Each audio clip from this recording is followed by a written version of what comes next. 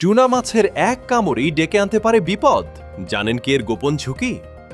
Tuna মাছ বিশ্বের অন্যতম জনপ্রিয় সামুদ্রিক খাবার। বিশেষ করে জাপানি সুশি ও সাশিমির কারণে এর চাহিদা আকাশ ছোঁয়া। কিন্তু এই মাছ সম্পর্কে এমনও কোন একটি তথ্য রয়েছে যা অনেকেই জানেন না। অনেকের ধারণা মাছ মানেই স্বাস্থ্যকর খাবার, তবে টুনা মাছের ক্ষেত্রে একটি বিশেষ সতর্কতার প্রয়োজন রয়েছে। কারণ এই মাছের শরীরে স্বাভাবিকভাবেই প্রচুর পরিমাণে হিস্টিডিন নামের একটি অ্যামিনো অ্যাসিড থাকে। মাছটি যদি ধরা পড়ার পর সঠিক তাপমাত্রায় সংরক্ষণ না করা হয়, তাহলে ব্যাকটেরিয়া খুব দ্রুত এই হিস্টিডিনকে রূপান্তরিত করে হিস্টামিন নামের বিষাক্ত উপাদানে, আর তখনই শুরু হতে পারে বিপদ।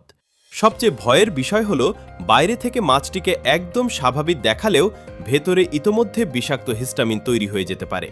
এই দূষিত মাছ খাওয়ার পর মাত্র কয়েক মিনিটের মধ্যেই দেখা দিতে পারে অ্যালার্জির মতো প্রতিক্রিয়া, তীব্র শ্বাসকষ্ট, মাথা ঘোরা কিংবা হঠাৎ রক্তচাপ কমে যাওয়ার মতো সমস্যা।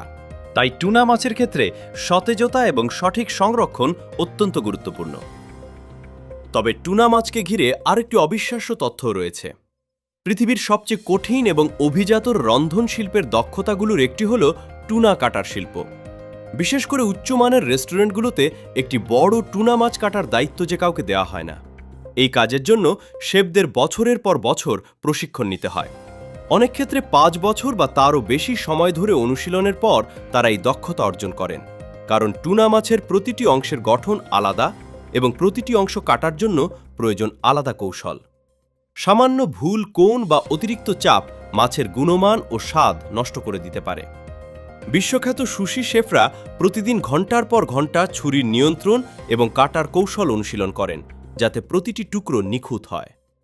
তাই পরের বার যখন আপনি টুনা মাছের একটি সুস্বাদু টুকরো উপভোগ করবেন, তখন মনে রাখবেন এর পেছনে শুধু একটি মাছ নয়, বরং রয়েছে কঠোর মান নিয়ন্ত্রণ, নিরাপদ সংরক্ষণ এবং বহু বছরের প্রশিক্ষণে অর্জিত এক অসাধারণ শিল্পের গল্প।